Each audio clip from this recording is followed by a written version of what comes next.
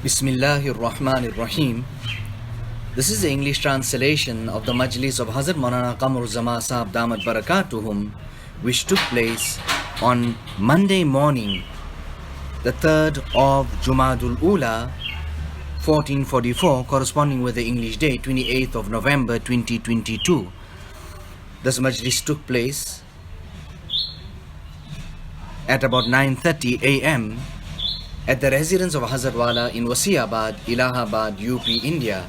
Hazrat Wala starts off this majlis by quoting the ayat of the Quran Majid, Ya ayyatuhan nafsul mutmainnah, irji'i ila rabbiki radiyatan mardiyah, fadkhuli fi ibadi, wadkhuli jannati. So this risala is the risala and booklet of an Arab alim, Asharatu Qawaid fi Tazkiyatin Nufus. Today we are going through the 10th principle, which is the recognition of the nafs and the self. Now, an essential point with regard to the tazkiyah and the purification of the nafs is recognizing the reality of this nafs and knowing its attributes so that it becomes easy to supervise it, control it, and treat it from the maladies which afflict it.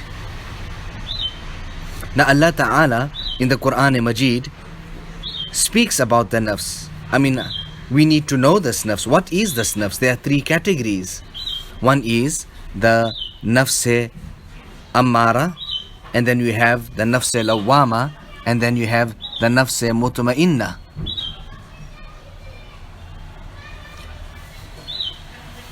Now the nafs ammara is the one that urges a person to commit sins, and it steers him in that direction all the time.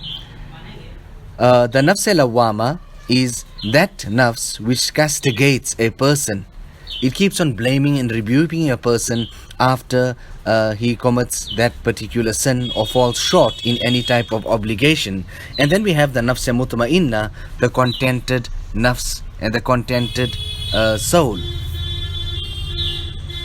Now when a person adopts lowliness, humility, helplessness in the court of Allah subhanahu wa ta'ala, then he becomes mustahiq and deserving. He comes out of the nafs ammara, and then he comes out from the nafs lawwama as well until he reaches the nafs mutma'inna.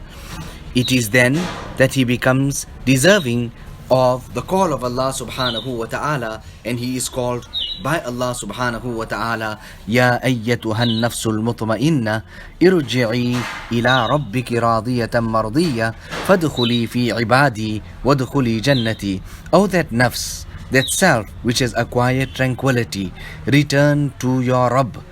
You well pleased with him, he pleased with you.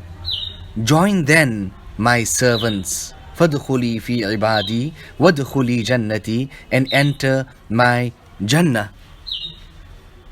Now Allah Ta'ala selects and chooses these special servants of His whom He calls. Now also, like how Allah Ta'ala chooses, we can understand from all of this here that even a ustad, he doesn't just tell anyone to go and get this kitab and take out this mazmoon from here or from there or from the other. The ustad knows exactly who can do this here. He selects that particular student to go and do that work. He calls out to him, and that's how Allah Ta'ala calls out to His special servant. Now, Ya Rasulullah sallallahu alayhi wasallam even makes dua to Allah subhanahu wa ta'ala for this type of nafs. Allahumma inni as'aluka nafsan bika mutma'inna tu'minu bi liqa'ik wa tarda bi qada'ik wa taqna'u bi 'ata'ik. Now Hazrat Tanwi rahmatullah alayhi, regarding him, people used to come, then a person comes there and he starts off with some type of wazifa, and then Hazrat Tanwi goes on to tell the person, but I stipulate the wazifa. Who told you to read any wazifa here? It is greatly possible that you may just not know correctly and fully how to perform salat and read Quran, which I was going to tell you to do first. Allahu Akbar. Now this path to Allah subhanahu wa ta'ala, so unique, so great, Hazrat Junaid rahimahullah used to say, Tariquna mushayyadun bil Qur'ani was sunnah, that this path of ours to Allah subhanahu wa ta'ala is well cemented and established by the Quran and the hadith of Rasulullah sallallahu alaihi wasallam. And this was the path of Hazrat Tanvi which he had showed to us, which had no type of bid'at and customs and this, that and the other. So andari ra mi kharash o mi tarash ta dama akhir dame farig mabash. Now this path to Allah subhanahu wa ta'ala is like that. You would have to undergo difficulty, maybe some type of this or that or the other. However, right till the end, do not leave yourself free. Do not leave yourself idle. Hazrat Maulana Shah Wasiullah Sahab used to say this abundantly. He used to say, this path to Allah subhanahu wa ta'ala is one of which a person would have to undergo some type of difficulty or the other. So we carry out the ibadat of Allah subhanahu wa ta'ala. Allah ta'ala give us the tawfiq and the hidayah to carry out such ibadat that we ourselves become satisfied that, listen, we carried out this type of an ibadat. Now here,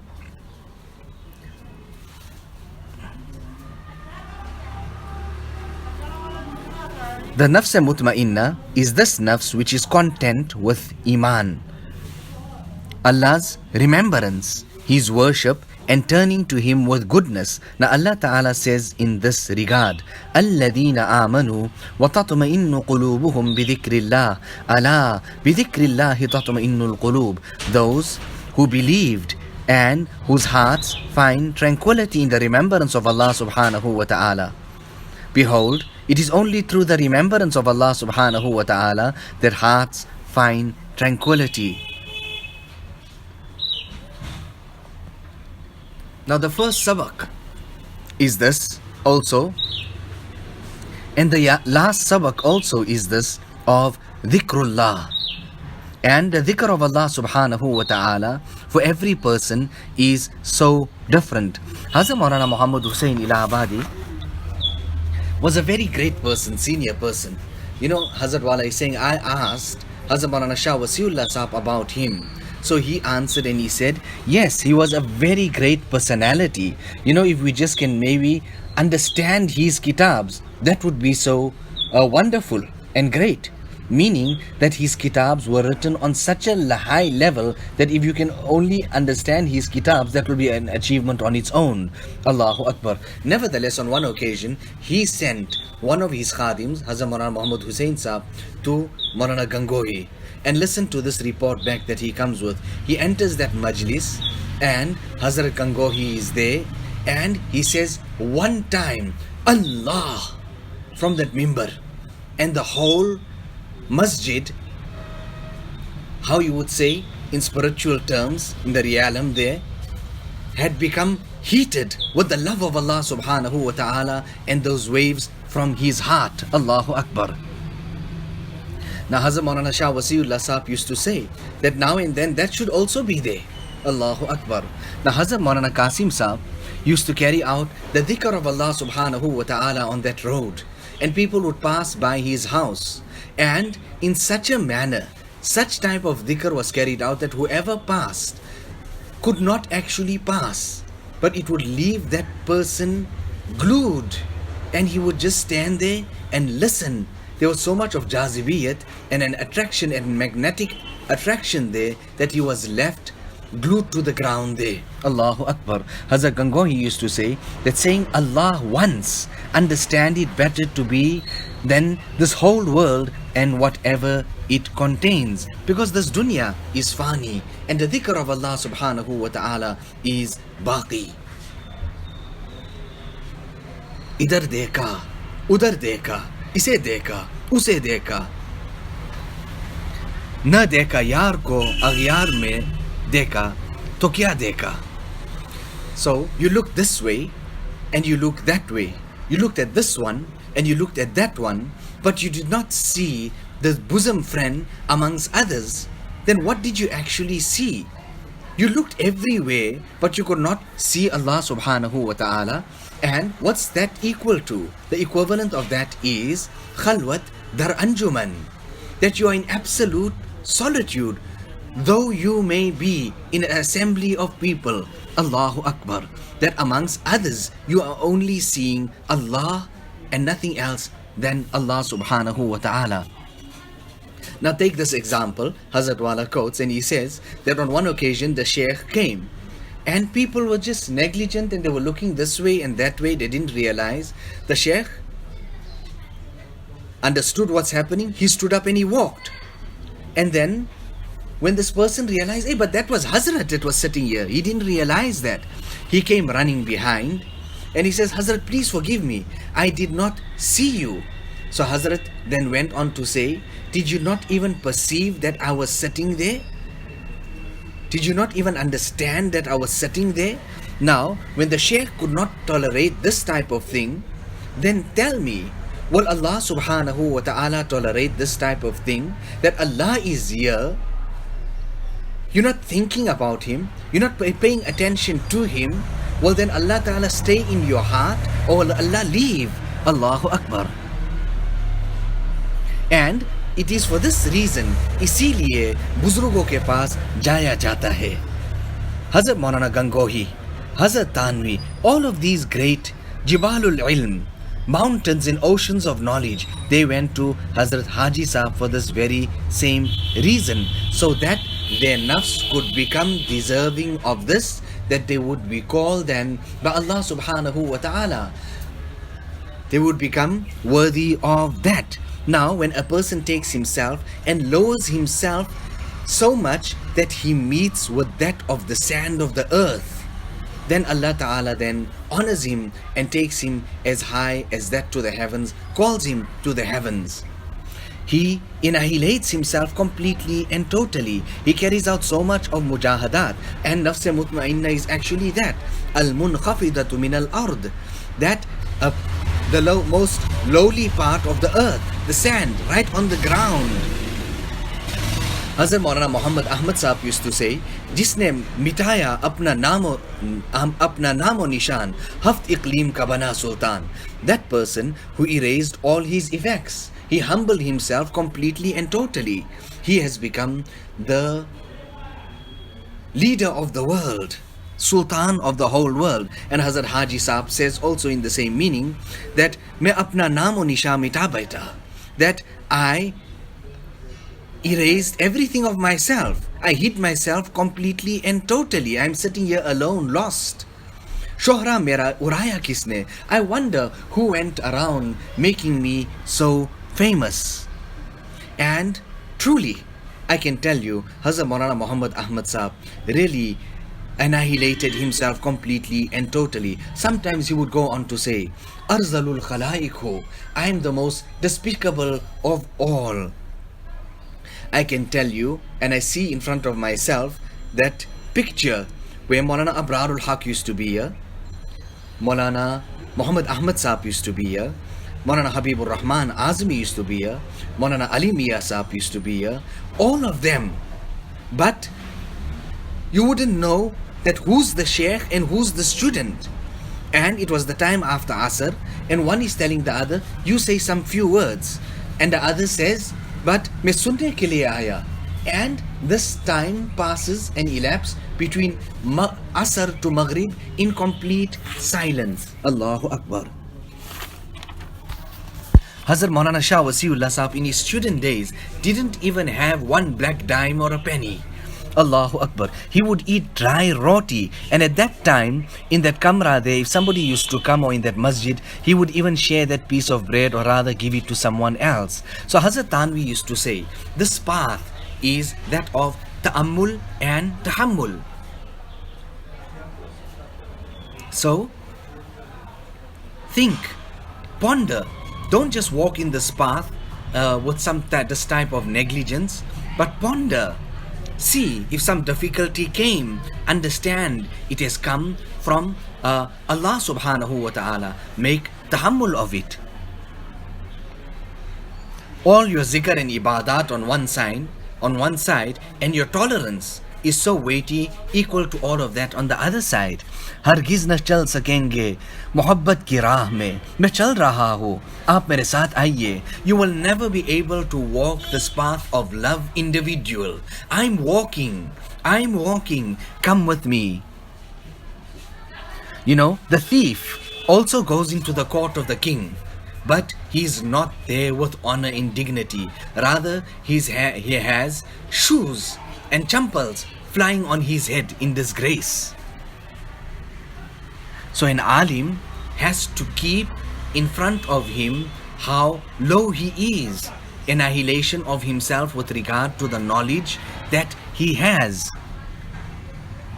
When a alim came to Hazrat Tanvi and he sat. So Hazrat Tanvi said, yes, but I've got conditions. Listen, you will sit here, but you have no permission whatsoever to talk or to write. Nevertheless, some time then passes and a group of ulama come and they sit and they talk. As the bahas and dialogue starts and they start speaking, this alim then adds to the conversation, due to which Hazrat Tanvi says to him, why did you speak? So he goes on to say, Hazrat, I forgot. He says, no, you didn't forget, stand up and leave. Allahu Akbar. At that time, as he's standing and leaving, he says to Hazrat Tanvi, Hazrat, let me tell you the truth. I actually spoke because I wanted to show these alims that were here that I am also an alim and I know about these different intellectual academic discussions. Allahu Akbar. So you already started on a negative note of lies and fraud and deception. Whereas the foundation of this path is أول قدم للمريد أن يكون على الصدق. The first step in this path to Allah subhanahu wa ta'ala for the seeker of the truth is that he puts that foot in the name of honesty and truthfulness. So an alim also always wants to establish his knowledge and his ulum. Hazrat Maulana Qasim Sahib also went on one occasion. He went to Makkah Mukarramah to spend time with Hazrat Haji Sahib. It was the first time he was going.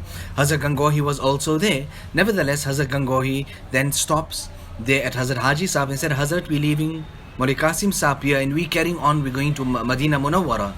So he says, yes, not a problem, but he should not speak. Now look at this. This is the Shaykh. And this is what he stipulates for his murid. Nevertheless, when these people return from Madina Munawwara, he says, what to do? Hazrat Haji Sahib now complains. He says, what to do? Before I can even speak, he speaks. Allahu Akbar. Now look at Allah Ta'ala starts off his kalam by saying Alif Lam Mim. That not knowing, I don't know. The huruf muqatta'at, the knowledge of it belongs to Allah subhanahu wa ta'ala alone. The first lesson of Al-Quran is to say, I don't know, because in there are the great stations of kamalat and perfection which lies in it. Allahu Akbar. But who is it that is scolding? It is the Sadar Mudarris, the chief teacher of Darul Uloom Deoband. Nevertheless, despite all of this, the Shaykh had such type of capacity that kahan se kahan pahunchaya.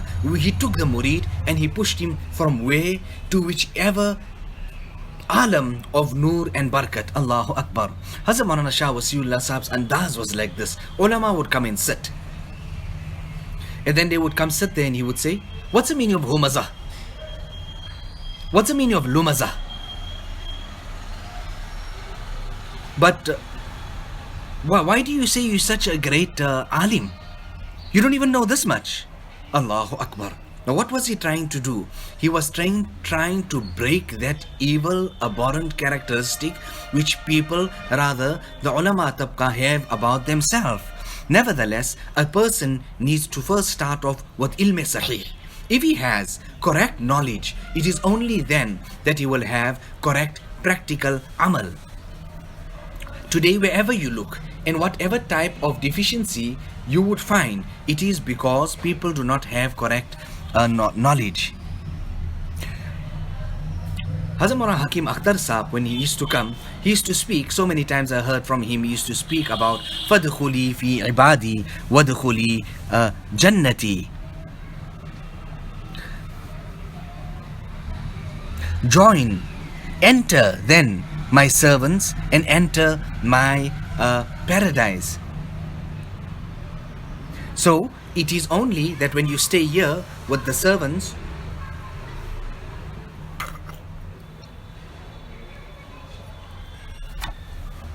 of Allah subhanahu wa ta'ala, the Buzurgan Deen, that there you would be called amongst the servants and Buzurgan Deen.